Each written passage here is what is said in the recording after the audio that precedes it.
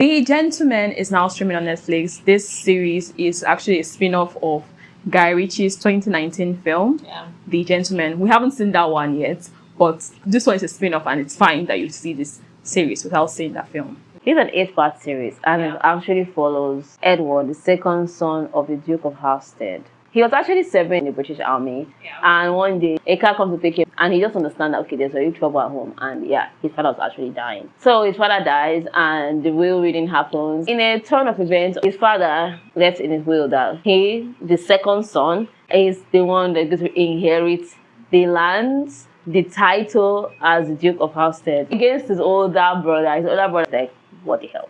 Edward quickly learns that his inheritance does not just come so easy like that. It comes with a lot of trouble.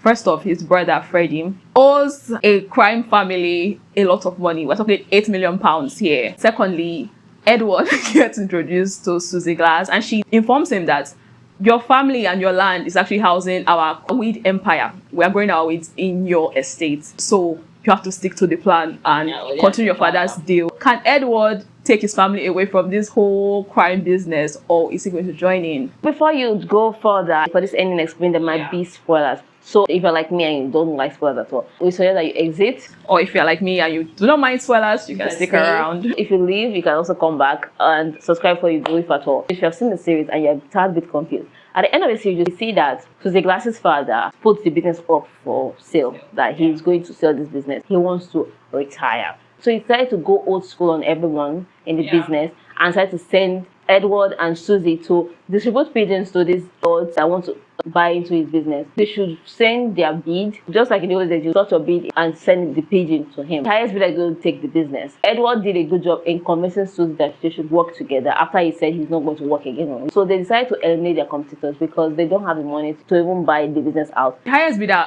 on this list of buyers was Stanley Johnson. With a T. Yes. With their connections, they were able to find out about his tax evasion crimes, and he got arrested for tax evasion. Next on the list was Pete. But Eddie told Mercy, this crazy lady, that Pete is the one who has the highest bid now, and she's afraid that she's going to offend her associates. So they told her Pete's location, and she went there to go and hack Pete. This woman is crazy. Then Susie and Eddie convinced Henry Collins to eliminate Mercy. They convinced him in a way that he's going to be their partner in the business. They use him. Yeah, so he went to eliminate Mercy, which makes them the top bidders. However, Bobby admits that he never actually wanted to sell.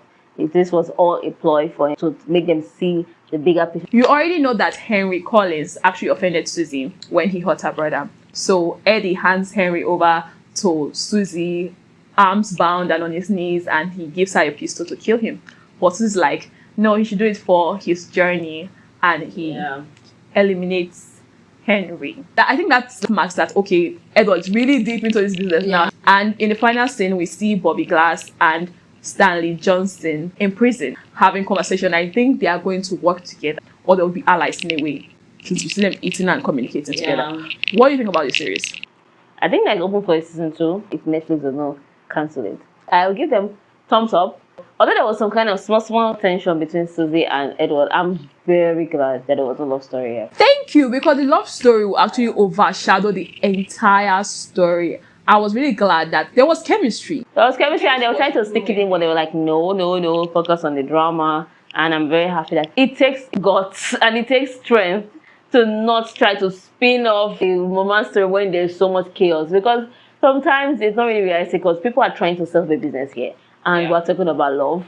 No love here. I like how the series started. It was funny. The lines are funny. The dialogue was really good. It was well written, and it made me want to see the film that I haven't seen yet. But leading on to like the middle of the entire series, so I felt like they were now dragging and adding a lot of stories. Like when the gypsy travelers joined into the story, I was like, oh, is this really necessary? But let us see. Did you see the ending coming? Like Stanley was behind everything. It was underwhelming for me. I suspected it because underwhelming. I don't think this man would easily give up buying the property like that.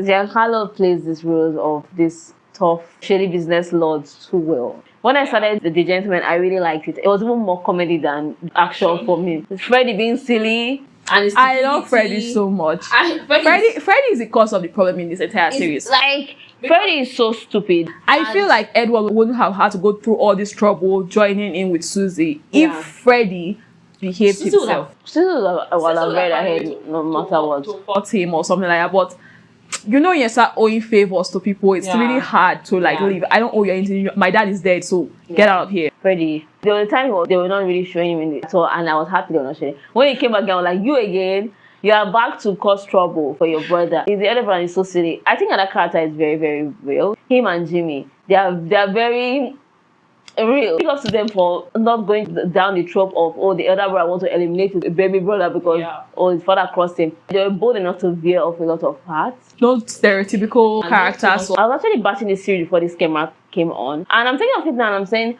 maybe it's not that bad. Although the end was anticlimactic for me, like what the bullshit.